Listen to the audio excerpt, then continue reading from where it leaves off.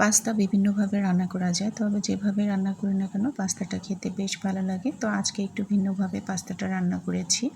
প্রথমে এখানে ফ্রাই প্যানে কিছুটা তেল দিয়েছি, এরপর এখানে পেঁয়াজ কুচি দিয়ে দিলাম।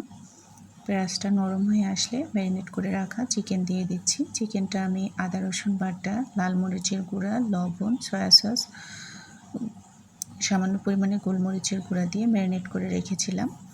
এখন চিকেনটা দিয়ে পেঁয়াজের সাথে খুব ভালোভাবে ভেজে নিব। এখানে কিছুটা কাঁচামরিচও দিয়ে দিচ্ছি। সবার শেষে আমি চিলি ফ্লেক্সও ব্যবহার করব।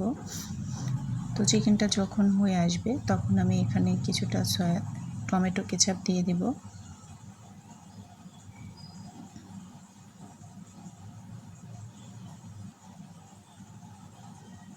তো ফ্রোজেন কিছু ক্যাপসিকাম ছিল, ক্যাপসিকামটাও দিয়ে দিলাম। তো ক্যাপসিকাম দিয়ে আরও কিছুক্ষণ এটা নেড়ে নেব।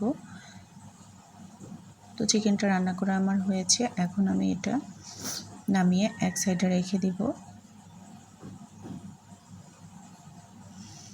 তো এখন একটা ফ্রাই প্যানে পাস্তাগুলো দিয়ে দিচ্ছি। এরপর আমি এখানে গরুর দুধ দিয়ে দেব। দুধ দিয়ে এভাবে পাস্তা রান্না করলে খেতে অনেক বেশি ভালো লাগে। তো এখন আমি ঢাকনাটা দিয়ে পাস্তাটা সিদ্ধ করে নিব।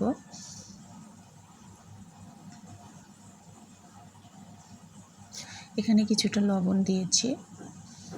10-15 মিনিট সিদ্ধ করে নিলে পাস্তা সিদ্ধ হয়ে যাবে। তো এখন পাস্তাটা সিদ্ধ হয়ে এসেছে আর দুধটা অল্প আছে। এই অবস্থায় চিকেনটা দিয়ে দিতে হবে। এখন চিকেনটা খুব ভালোভাবে পাস্তার সাথে মিশিয়ে নিব আর বাকি কিছু উপকরণ এখানে আরও ব্যবহার করব।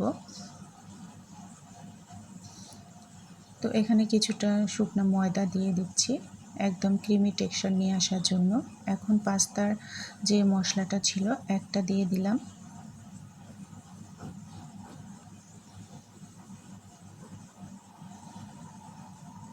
তো এরপর এখানে কিছুটা মোজারেলা চিজ দিয়ে দেব। তো চিজ দিয়ে ভালোভাবে নেড়ে ঢাকনা দিয়ে রেখে দেব।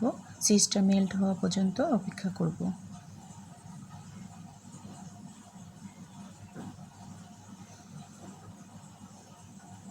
তো চিজটা মেল্ট হয়েছে, এখন আমি উপরে কিছুটা চিলি ফ্লেক্স দিয়ে দিচ্ছি।